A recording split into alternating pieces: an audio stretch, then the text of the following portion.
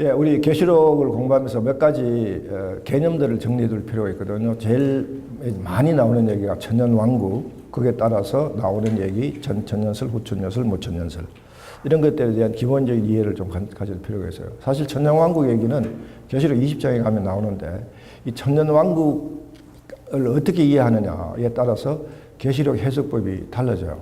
미래주의냐, 역사주의냐, 상징주의냐, 이런 식으로 달라지는 거거든요. 그래서 그 문제에 대해서는 우리가 다시 얘기하지만은 깊게 다룰 수 있는 시간이 아니라,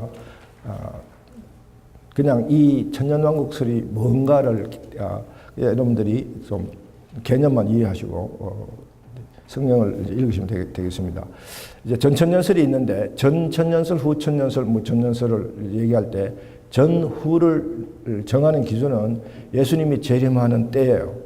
예수님이 재림할 때가 보시면 여기 이렇게 지금 전천년설이 역사주의적 전천년설 또 세대주의 전천년설 두 가지 전천년설이 있는데, 이때를 보시면 예수님 재림이 언제 하시냐면 천년왕국이 있죠. 여기 천년왕국이 있습니다. 예수님 재림이 천년왕국 전에 있는 거예요. 예수님 재림이 천년왕국 전에 있는 것들을 전천년설이라고 해요. 전이니까. 그렇죠? 예, 여기 재림이 전천년설이 있습니다.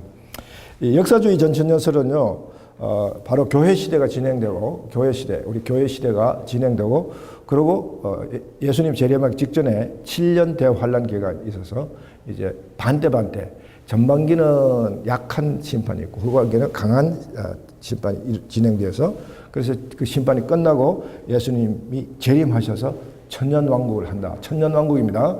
이때 천년왕국은요, 1000 year, 그러니까 1000년, 밀레니움 개념으로 1000년 동안 예수님이 왕노를 하신다.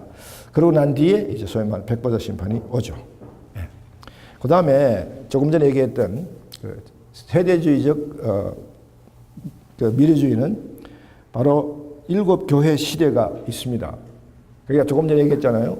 일곱 세대들이 작아서 일곱 교회가 있었던 게 아니라 일곱 교회 시대를 얘기하고, 지금 우리는 빌라델피아 교회 시대, 마지막 교회가 뭐죠? 라오디게아 교회. 이제 라오디게아 교회 시대를 지나가면 이제 7년 대환란이 오는 거죠. 7년 대환란이 오기 직전에 성도들의 휴거가 있고 예수님이 공중에서 만나서, 소위 공중에서 혼인잔치가 일어난다. 이게 성경에 없는 얘기예요. 이게 다 지어낸 얘기예요. 완전 소설 쓰는 거거든요. 그런데 휴거는 있어요. 마태복음에다 예수님이 우리가 휴거할 때 모습이 어떤가를 보여주는 거죠. 휴거는 있습니다. 근데 휴거를 이런 식으로 해가지고 여기서 혼인잔치가 공중에서 혼인잔치가 이루어졌다. 이런 얘기들은 조금 황당한 얘기들인데, 어쨌든 7년 대환란이 있고 난 뒤에 예수님이 다시 끝나면 그 공중에서 혼인잔치 했던 성도들과 함께 다시 지상에 재림한다. 공중 재림과 지상 재림이 있다. 그 지상 재림 할 때, 그러고 와서 이제 그 성도들과 더불어 천년왕국을 다스리시고, 그리고 백보자 심판이 이어간다. 대단히 소설적인 부분이 많습니다. 자, 우리 그런 얘기에 대해서는 기회가 다시 있으려고 생각되고, 자, 그 다음에 후천년설이 있습니다. 전과 후를 나누는 그 기준이 어디 있다고요? 예수님의 재림이 전에 있느냐, 후에 있느냐. 천년왕국이 먼저 있죠? 그러고 예수님 재림합니다. 그리고 백보자 심판이 이루어진다는 거죠. 이렇게 해서 이제 천년왕국 후에, 그러니까 1000 year의 왕국이 끝나면 예수님 재림하시고 백보자 심판에 들어간다. 후천년설이죠. 예수님이 천년왕국 후에 오신다. 그런데 많은 개신교가 전천년설의 후천년설보다는 무천년설을 믿습니다. 무천년설은요, 예수님의 초림과 예수님의 재림 사이가 천년왕국이에요. 이때 천년왕국은 1000 year, 밀레니엄 개념이 아니라 긴 시대, 많은 시대, 이 구약에 1000이라고 그럴 때는 1000, 카운트 1000을 얘기하기도 하고, 그리고 길다, 많다를 얘기할 때 쓰는 단어이기도 합니다. 이랬을 때 이때 그 천년왕국은 밀레니엄의 개념보다는 하나의 긴 기간을 얘기하는 거죠. 일정한 기간이 아니라 긴 기간이에요, 그냥. 예수님 초림해서 재림할 때까지 그 기간. 사실은 예수님이 이 땅에 오셔서 초림하실 때는 낙이 타고 오셨고 재림할 때는 백마 타고 오신다. 백마 타고 오시는 초림 때는 낙이 탄 거는 왕의 모습이 아니고 백마를 타는 모습은 왕의 모습이다. 그러니까 예수님이 재림할 때 왕의 모습으로 와서 그래서 예수님이 왕노를 하신다. 그렇게 풀면 안 되죠. 그렇죠? 예수님은 오실 때 비록 나귀를 타고 오셨고 말구유에 태어나셨어도 우리의 뭐요? 왕으로 오셨잖아요. 왕. 예수님이 초림하셨다는 것 자체가 이미 우리를 다스리시고 오신 거고 그리고 다스림이 시작된 거죠. 그 왕국이 시작된 거예요. 천년왕국이. 그래서 천년왕국이 따로 있는 것이 아니라 초림과 재림 사이가 천년왕국이다. 우리가 그렇게 이제 보는 겁니다. 그래서 이 무천년설을 주로 이제 믿게 되는데 우리 여러분 또 그 다음에 여러분들이 이제 계시록과 관계에서 기억하실 것이 뭐냐면 원건통치예요. 이 원건통치를 한마디로 말씀하면 하나님은 뭐요? 시간과 공간을 시간과 공간 가운데 있나요? 시간과 공간에 초월해 있나요? 예, 하나님은 시간과 공간을 다 하나님께서 다 갖고 계시는 거죠. 그렇죠? 우리가 시간과 공간에 제약을 받고 있는 거지 하나님은 시간과 공간이 한꺼번에 다 있는 거죠. 그렇죠? 그러니까 보세요. 천지를 창조하시고 새하늘과 새 땅이 하나님의 시간과 공간 그 안에 다 들어있는 거예요. 그러니까 하나님의 태초는 새하늘과 새 땅이 이미 다 같이 돼 있다고 생각할 수 있겠죠. 예. 그래서 그 문자 그대로 풀면 원거리와 근거리가 함께 다 통해서 다 볼 수 있다. 그걸 얘기하는 겁니다. 우리가 시간과 공간 속에 처해 있죠. 그래서 예수님께서 우리에게 기도를 가르쳐 주실 때 뜻이 하늘에서 이루어진 것처럼 무슨 얘기예요? 예, 이게 원근통치 기법 똑같은 얘기예요. 하나님, 우리 이 모든 것들은 하나님께서 다 이루어진 얘기예요. 그것이 이 땅에 재현될 수 있도록 기도하라. 다 이루어지는 거죠. 하나님은 천지를 창조하실 때 이미 여러분 우리가 갖고 있는 시간과 공간의 제약적인 그런 논리로는 이해가 안 되지만은 하나님 이미 동시에 새하늘과 새 땅을 다 확보하고 계신다. 다 만드시고 다 이루어놓고 계신다는 사실을 우리가 원건통치라는 기법으로 봅니다. 계시록이 아까 얘기할 때 계시록이 왜 어렵냐 그랬을 때 바로 계시록은 하나님이 요한에게 감동이나 이런 것들을 주어서 기록하게 한 게 아니라 본 것을 기록하게 했기 때문에 요한이 본 것을 그림으로 그렸으면 참 좋았을 뻔했는데 그걸 문자로 바꿔가지고 기록을 해버렸잖아요. 그렇죠? 그러니까 요한이 본 것이 요한을 기록했고 그 기록한 것을 보고 우리는 요한이 본 것이 뭔가를 우리가 또 상상을 해야 되기 때문에 요한 계시록이 그래서 굉장히 어렵게 느껴지는 거죠. 예. 그 다음에 우리가 이 요한 계시록 공부하는 7가지 원리 중에 세 번째 원리가 구약을 통전적으로 이해를 해야 된다. 이제 그 부분이 나왔거든요. 여러분 볼까요? 예. 예. 구약의 통전적 이해를 가져야 계시록을 이해할 수 있다. 이제 그런 원리가 있는데 이것이 뭐냐면요. 계시록에 나오는 많은 부분들이 구약의 많은 것으로부터 모티프를 많이 받고 있습니다. 이를테면 여러분들이 우리가 이제 이 심판 시리즈를 진행하면서 하나님이 심판 시리즈가 진행되면서 하나님의 백성들을 어떻게 보호하는가를 우리 간략하게나마 살펴볼 텐데 여러분 출애굽기에 10가지 재앙을 하나님 주실 때 여러분 기억나십니까? 네 번째 재앙부터는 고센 지방에는 임하지 않는다. 그게 뭐냐면요. 하나님의 당신의 백성, 당신이 이미 택한 백성은 특정한 어떤 재앙으로부터는 반드시 보호하신다는 것을 보여주는 거죠. 계시록의 심판 시리즈 재앙도 하나님이 그렇게 당신의 백성을 보호한다는 사실을 보여주는데 그것이 바로 이를테면 그 출애굽기에 나오는 그 재앙 10가지 재앙으로부터 모티프를 받아서 기록한 그런 얘기들이 있습니다. 그리고 다니엘의 환상이라든가 스가랴의 환상을 통해서 이제 이 많은 모티프를 받고 있다. 그렇기 때문에 구약에 나오는 그런 얘기들을 특별히 그 구속사적 개념을 가진 구약의 얘기들을 이해할 때 계시록을 좀 더 정확하게 이해할 수 있다는 거죠. 또 계시록이 또 어려워지는 이유는요. 우리가 그 사이에 많은 잘못된 종말론에 많이 익스포즈 되어 있어요. 이런저런 잘못된 얘기들을 우리가 많이 듣잖아요. 그렇죠? 조금 전에 얘기했듯이 666 얘기 같은 거는요. 그건 전혀 맞지 않는 얘기들이거든요. 그런데 그런 얘기에 너무 자의적인 해석에 너무 우리가 익숙해져 가지고 우리가 자꾸 계시록을 볼 때마다 그런 안경으로 자꾸 계시록을 들여다보게 돼서 점점 우리 계시록을 계시록을 어렵게 생각하는 거죠.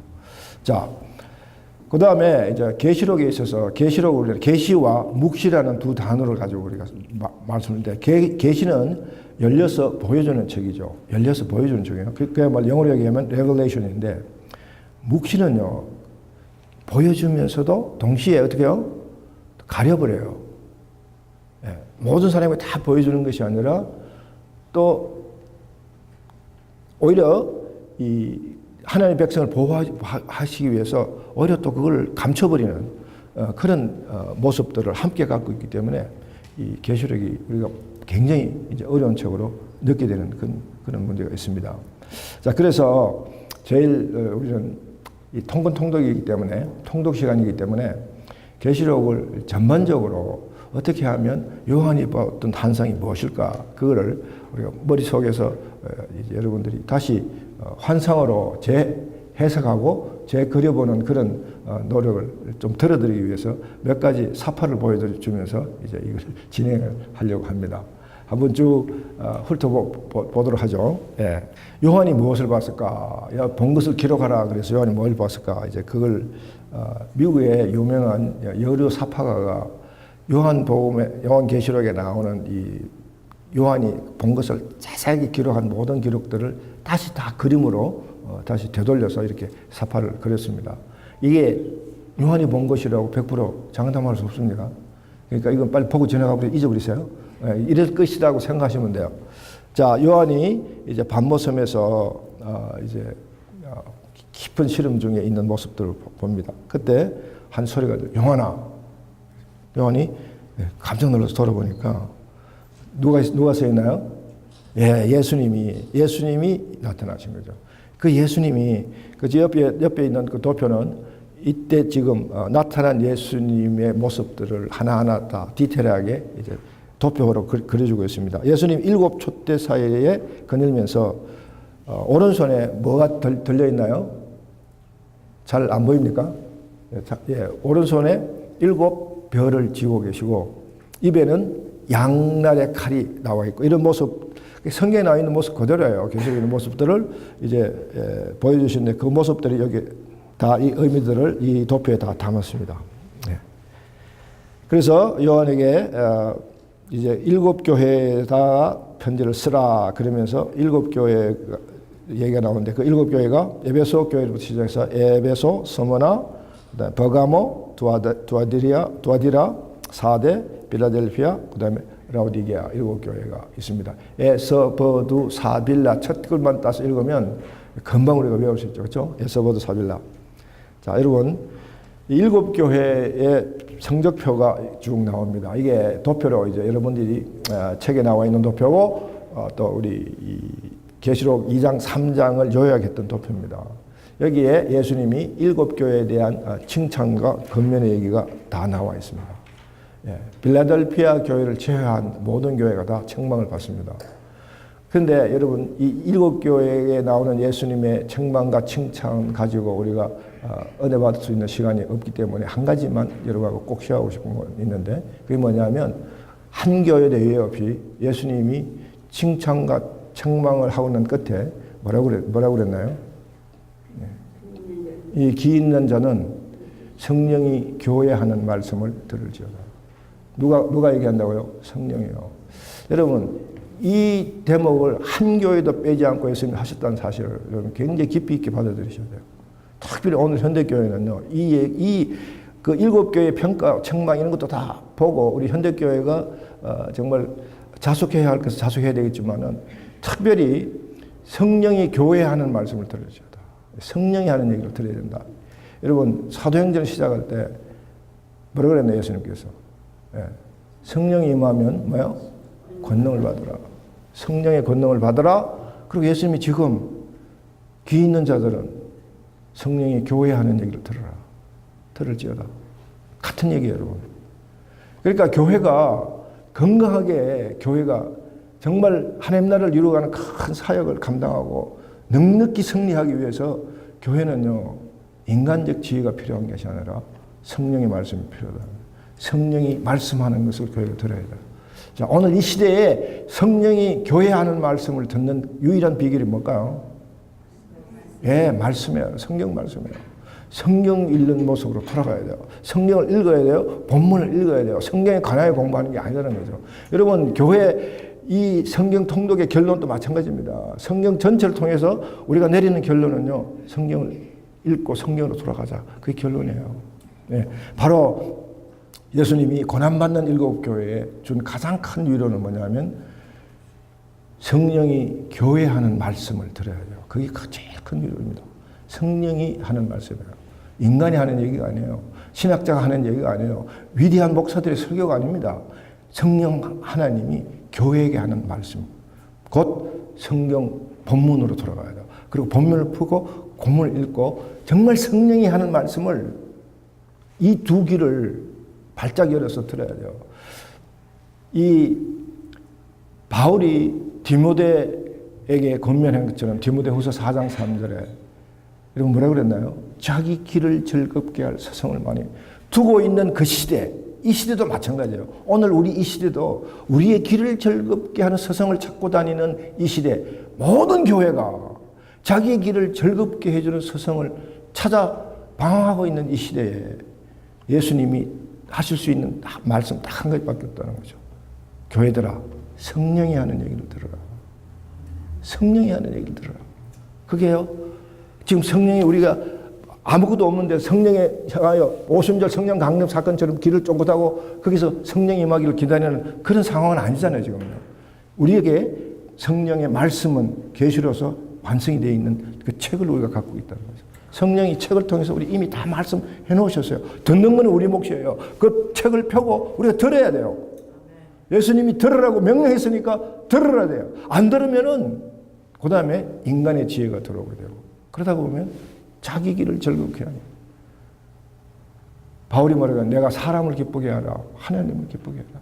내가 사람을 기쁘게 하면 하나님의 종이 아니니라. 바울이 스스로 선포했습니다. 나는 어떤 일이 있더라도 하나님을 기쁘게 하는 종이다.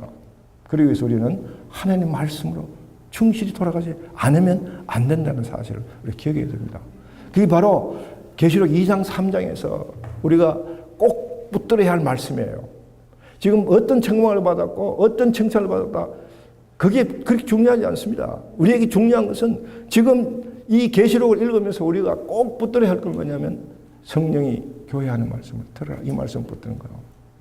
이걸 붙들지 않으면 나머지 4장 이하의 얘기도 우리한테 아무 의미 없어요. 그저 666 받아야 되냐 안 받아야 되냐 그걸 가지고 쓸데없는 논쟁을 하고 말이죠. 그걸 가지고 악유하고 그렇지 않다는 거죠. 마지막 때에 정말 어린 양 예수가 정말 어떻게 우리를 홀드하고 새하늘과 새 땅의 그 영광스러운 영화스러운 자리까지 우리를 인내하고 이끌고 가는가. 그걸 말씀을 성령의 귀를 기울이지 않으면 그걸 볼 수가 없다는 거죠. 그리고 자꾸 우리가 엉뚱하게 풀어버리게 된다는 사실입니다. 자, 이제 그래서 요한에게 이제 환상을 보여줘. 고난받는 일곱 교회. 이 보여주는 이 환상을 가지고 너희들이 그 교회에 대해서 이제 위로를 보내라. 이제 그런 모습을 이제 우리가 보여주면서 이제 먼저 보여주는 것이 하늘의 열린 문을 보게 된다는 거죠. 자, 하늘의 열린 문, 예, 하늘의 문이 열렸습니다. 언제 문이 닫혔나요? 그러면요, 예, 바로 이제 하늘의 문을 여는 시대가 온 거죠. 예수 그리스도가 옴으로써 우리는 하늘의 문을 여시고 내 사랑하는 아들이라라고 하나님 음성을 들려주셨고, 이제 요한에게 하늘의 문, 이 문을 이제 보여주시면서 아담과 이브가 범죄해서 낙원에 처방되면서 하나님 화염검으로 생명나무를 보호하기 위해서 하늘의 문을 닫아버리죠. 그 위로로 하나님께서 하나님의 문을 여신다. 그 문을 열어보니까 뭐가 있느냐면 바로 천상에 예배하는 모습이 나오죠. 천상의 예배입니다. 지상의 예배가 아니에요. 천상의 예배에 어떤 모습을 우리가 여러분 기억하면서 읽어야 되냐면 24장로가 천상의 예배를 드리는 이 예배도 24장로는요, 자기가 지상에서 모든 고난과 핍박과 어려움을 이기고 받았던 그 면류관, 그 자랑스러운 면류관, 그것마저도 하나님 앞에 내려놓고 예배를 드린다. 자기 중심성에 완벽한 내려놓음. 그거 아닙니까? 이 천상의 장로들마저도 거기서도 하나님 앞에서 자기 중심성을 내려놓는 그 예배의 모습. 그것이 우리 지상의 예배에서 그것이 그대로 이루어져야 된다. 그걸 여러분 꼭 생각하셔야 돼요. 예. 그러고 보니까 이제 하나님께서 이제 상을 보여주시는데 그게 뭐냐 하면 인봉, 이 인대에 있는 두루마리를 본 거야. 이건 뭐냐면요, 이제 섭리책입니다. 네. 이 섭리책인데 이제 책이 4가지가 있다는 걸 보여드릴 텐데, 섭리책. 이 책이 열려야 하나님의 심판이 이루어지고 그 심판이 이루어져야 종말이 오고 새하늘의 새 땅이 오는데, 이게 인봉돼서 이게 닫혀 있다 이거죠. 그 요한이 답답해서 이제 그냥 예스케 하고 있을 때 천사가 나타나서 울지 마라, 사자지파의 어린 양, 죽임을 당한 어린 양 예수가 그 인봉을 뗄 것이다. 예, 이제 드디어 종말이 온다. 그래서 이제 심판이 시작이 되죠. 심판이 시작이 되는데 여기서 나머지 부분 잠깐 쉬었다가 다시 하겠습니다.